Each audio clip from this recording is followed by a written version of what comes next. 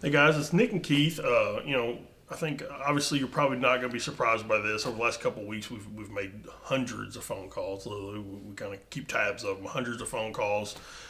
Reaching out to the families we serve. Yeah. And through that, we're hearing a lot of things. And for me, I had a phone call just recently with somebody I care deeply about, and a lot of things that came up was really just the emotional toll that these times have on them. Yeah. And really just kind of the weight they feel like they're carrying that maybe they weren't carrying a month ago.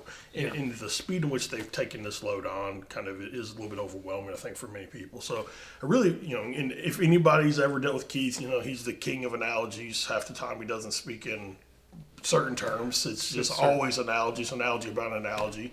But Keeps it more yeah, that's right. But you shared an analogy with me that I thought was very powerful in kind of what is going on with investors today.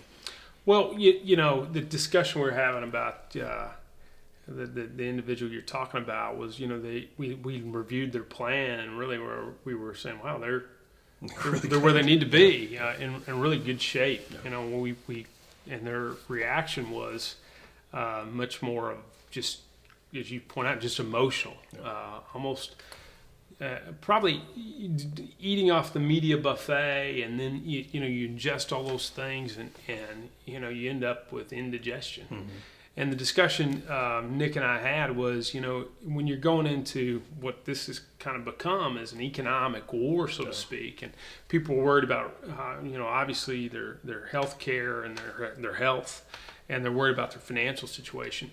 But just like in a war, not everybody's on the front line.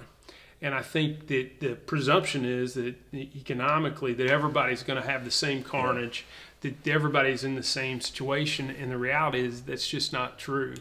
And what we remind people of is that, you need to be compassionate, you need to be empathetic, you need to be aware that some people are really, really going to suffer from this. Some people are going to have to suffer the idea of what we've talked about. The news heads have talked about inflation for years and years and years. This is actually an example of a deflationary environment where prices come down across everything. Yeah. If you don't believe that, you start watching for cars and truck prices. Everything's coming down. In terms of price, it's a reset. That's an emotional difficulty. But the short of it, Nick, we had was just a discussion that, there's an economic war that's being waged and trying to reset and understand what's going on economically. This individual's not on the front lines, and he's certainly participating, in the global problems we're dealing with. But he's taking the steps to not be, not be in a position that maybe people around him are, quite frankly. And I think that that can weigh on you when you hear.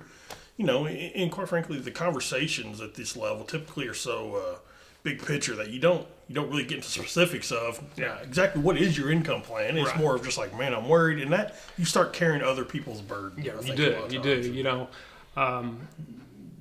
I think it's really important to get more granular as an investor today to understand what your plan is. Your plan is. Because if you don't know your plan and you're just listening to what everybody else is doing, it's very akin, as we talk about analogies, to going in and taking your neighbor's prescription drugs. Probably a really, really bad idea.